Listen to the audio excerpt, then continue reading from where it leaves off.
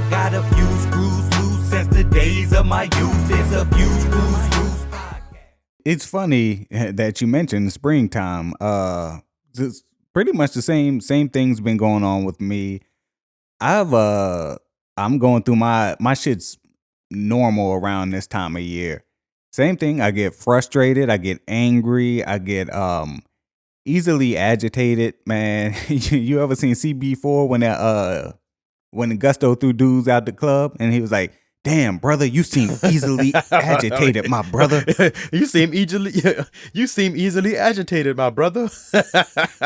Yeah, that's one of my favorite movie lines of all time. Yeah. Man, that's been me for like the better part of a month, man.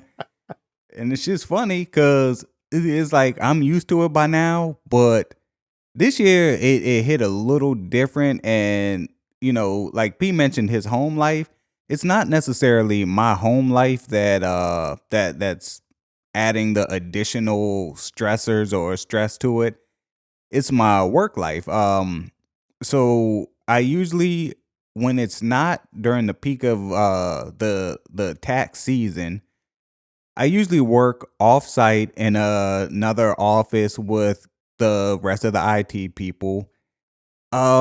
Our company decided that they were going to close that office. The lease expired on the office, and they were like, you know what? We're going to keep you guys over here at our main office.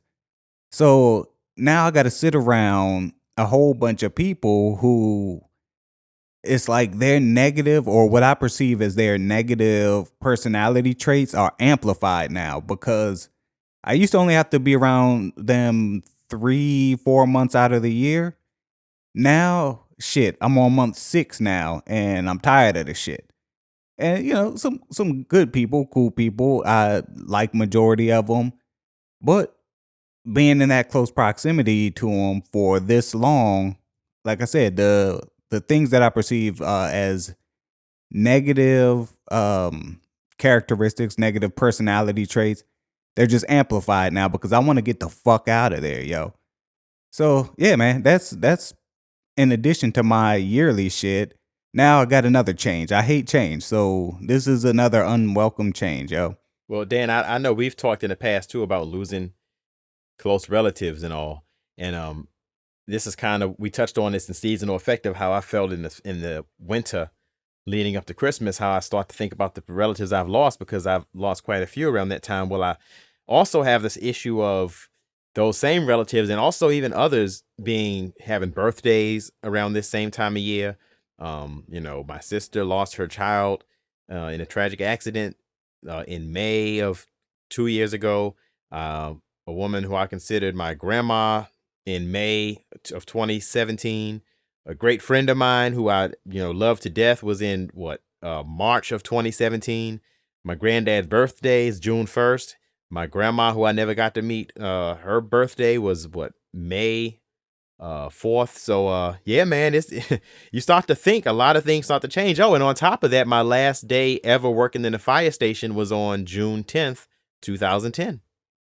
So, I'm like, damn, Dan might have been on to something when he brought up spring, because I have been, I'm just going to tell a bit of the show business. I enjoy making thumbnails and art for the show. I enjoy making videos for the show to upload to various social media. I am 2 shows behind on any video and any artwork, because I've just been overwhelmed that sometimes I feel like nothing. Even if it is something, I just feel overwhelmed. And so the Valium definitely had to come back on board, because I'm just not getting anything done and being agitated and restless, Dan. So I know you took the benzos before. Was that kind of what prompts you to get back on them? Like, what is the catalyst that gets you to start taking benzos again? Man, shit, I never stopped. Man, ever since that damn breakdown I had last year, I think yeah. No, shit. Honestly, man, all this shit from 2016 into now is running together. I think some shit that happened like they had this story on the news, right? Teacher, she was found dead. She was at a bar drinking, and they thought there was foul play. They thought there was like some kind of human trafficking thing, and ended up she was just at a bar drinking and somehow drove her car into the bayou. Man, they were doing the memorial for this past week, and that shit happened 6 years ago. I'm like, Jesus Damn. Christ. I thought that shit happened like 3 years ago. So, man, time is flying, time's a blur. So I don't to answer your question, I don't know when that was. I think it was 2017 when I had the worst panic attack that I kind of detailed in a previous episode. I haven't stopped taking Valium since. I take it at this point. I have started taking it a little more. I take it about 3 to 4 times a week, I'd say, Jeez. if I had to just kind of average. But prior to, we were looking at about, I'd say 3 days out of the week. It was So that, just man. pop an extra pill. That's